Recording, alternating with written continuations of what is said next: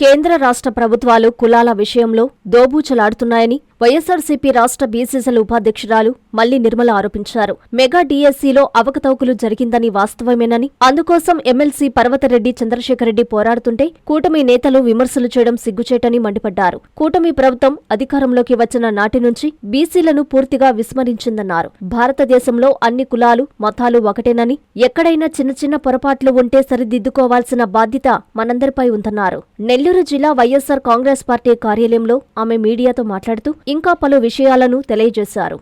బీసీలపై ఉక్కుపాదం మోపుతూ బీసీల రక్షణ కోసం ఏదో చేస్తున్నామునని కల్లబొల్లి మాటలు చెప్తున్నటువంటి ఈ కూటమి ప్రభుత్వానికి బీసీలందరూ తగు బుద్ధి చెప్పే సమయం త్వరలోనే ఉందని మేము తెలియజేస్తూ ఉన్నాం.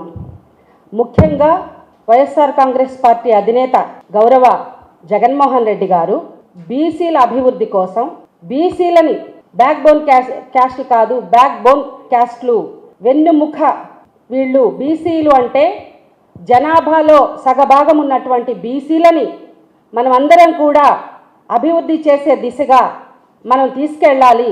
వాళ్ళకి ఎలాంటి కష్టం రాకూడదు, వాళ్ళ సమస్యలపైన ఒక కమిషన్ ఉండాలి అని చెప్పి జగన్మోహన్ రెడ్డి గారు అధికారంలోకి రాగానే శాశ్వత బీసీ కమిషన్ని నియమించడం జరిగింది.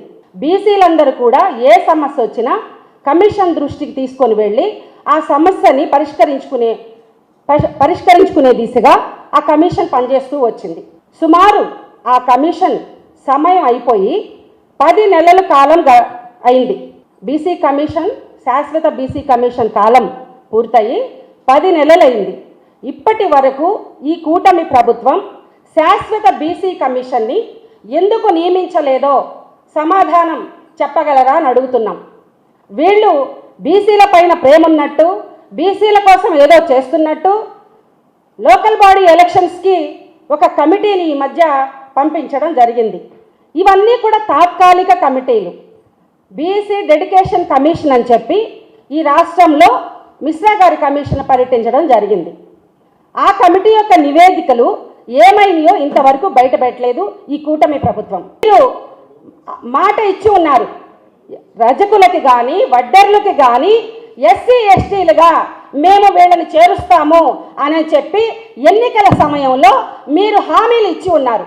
మరి వాళ్ళని ఎస్సీ ఎస్టీలుగా పరిగణించకుండా వాళ్ళని ఎన్టీలుగా డిఎన్టీలుగా, అంటే గతంలో వీళ్ళు క్రిమినల్ ట్రైబ్స్గా ఉన్నారు. అంటే బ్రిటిష్ వారి సమయంలో క్రిమినల్ యాక్ట్ని అనుభవించినటువంటి ఈ కులాలకి ఇంకా కూడా విముక్తి కలగలేదు. కాబట్టి ఈ రాష్ట్ర ప్రభుత్వం, కేంద్ర ప్రభుత్వం ఈ కులాల విషయంలో దోబూచులాడుతుందే తప్ప వీళ్ళకి ఎలాంటి ప్రయోజనం కల్పించే దిశగా ఈ ప్రభుత్వాలు పని చేయడం లేదని చెప్పి వైఎస్ఆర్ కాంగ్రెస్ పార్టీ తరఫున మేము వాళ్ళకి తప్పకుండా న్యాయం చేయాలని చెప్పి ఈ కార్పొరేషన్ ద్వారా వీళ్ళకి ప్రత్యేకమైనటువంటి బడ్జెట్ని కేంద్ర ప్రభుత్వం, రాష్ట్ర ప్రభుత్వం ఇవ్వాలని కూడా మేము డిమాండ్ చేస్తూ ఉన్నాం. అదేవిధంగా అత్యంత పేద కులాలైనటువంటి వారికి 100 యూనిట్ల వరకు విద్యుత్ని ఫ్రీగా ఇవ్వాలని చెప్పి జీవోలు ఉన్నాయి. అదేవిధంగా కొంతమంది మాట్లాడుతూ ఉన్నారు, పార్టీలు మారకూడదు, మేము వాళ్ళకేదో కొద్దిగా మనసు కష్టం అని చెప్పి వాళ్ళేదో మాట్లాడుతూ ఉన్నారు, కార్యక్రమాలు కూడా చేపడుతూ ఉన్నారు. దాని గురించి మేమేం మాట్లాడటం లేదు. మా స్టాండ్ అయితే డిఎస్సిలో అక్రమాలు జరిగాయి, విచారణ చేపట్టాలి, సిబిఐ ఎంక్వైరీ అయితే వేయాల్సిందే అని మా యొక్క స్టాండ్. కానీ మా చంద్రశేఖర్ రెడ్డి గారిని అవమానకరంగా మాట్లాడుతూ, లేనిపోని మాట్లాడుతూ కొంతమంది రాజకీయ పిచ్చి బట్టి తిరుగుతున్నారు అని మాట్లాడతారు. మమ్మల్ని మాట్లాడుతూ ఒకే పార్టీలో ఉండాలి, పార్టీలు మారకూడదు, ఒకే పార్టీలో ఉంటూ తెలుగుదేశంలో ఉంటూ పదవులు అనుభవిస్తూ అని ఏదేదో కొంతమంది మాట్లాడుతూ ఉన్నారు. వాళ్ళకి సమాధానం చెప్పాల్సిన అవసరం అయితే లేదు. నారాయణ గారికి చెప్పాలనుకుంటున్నాను, సార్ వాళ్ళకి మీరు జీతం తక్కువ ఇస్తున్నట్టున్నారు, జీతం సరిపోతున్నట్లేదు.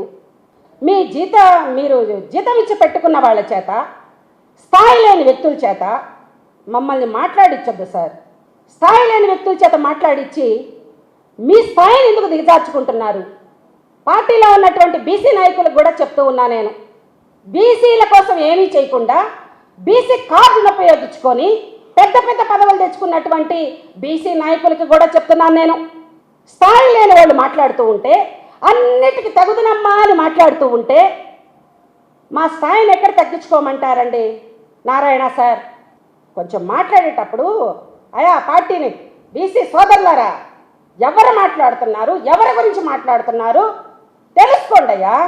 ఏదో రాష్ట్ర డైరెక్టర్గా ఉన్నప్పుడు ఏదో జరిగిందంట, భయంసార్ పిహెచ్డి రామకృష్ణకి కంప్లైంట్ చేసిందాన్ని నేను, నా మీద రాజకీయంగా ఎదుగుతున్నానని గిట్టని వాళ్ళు నన్ను ఏదో చేసి ఇబ్బందులు పెట్టాలని చూస్తే పిహెచ్డి రామకృష్ణ ఎస్పీ గారికి కంప్లైంట్ ఇచ్చా, కాపీ కావాలంటే పంపిస్తా.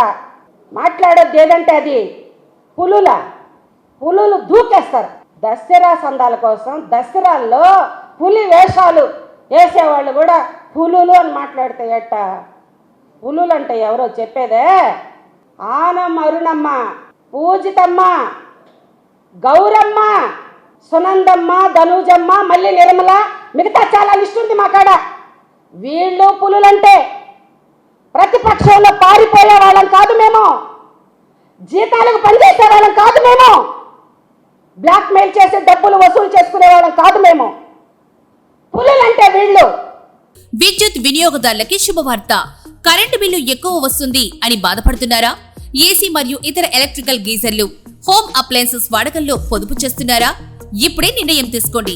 కేంద్ర రాష్ట్ర ప్రభుత్వాలు పీఎం సూర్యగర్ పథకం ద్వారా 78,000 సబ్సిడీతో మరియు వినియోగదారులకు తక్కువ ఖర్చుతోనే బ్యాంక్ లోన్ సదుపాయం, తక్కువ 65 పైసల వడ్డీతో మీరు కట్టే కరెంటు బిల్లు బ్యాంకు ఈఎంఐ కట్టే విధంగా ప్రముఖ కంపెనీలు టాటా, అదానీ, వ్యారీ, సోలార్ 25 సంవత్సరాల కంపెనీ వారంటీతో ఉచిత డాక్యుమెంట్ ఛార్జీలతో మా సిబ్బంది ద్వారా నిర్ణీత సమయంలో సమకూర్చబడును. కనుక ప్రతి ఒక్కరూ ఈ అవకాశాన్ని సద్వినియోగం చేసుకోండి. పూర్తి వివరాలకు ఈ క్రింది నంబర్లకు సంప్రదించండి. 9985299995, 9490471476, 9177038604. Terosol green energy solutions private limited, Andhra Pradesh అన్ని జిల్లాల్లో అందుబాటులో ఉన్నాయి.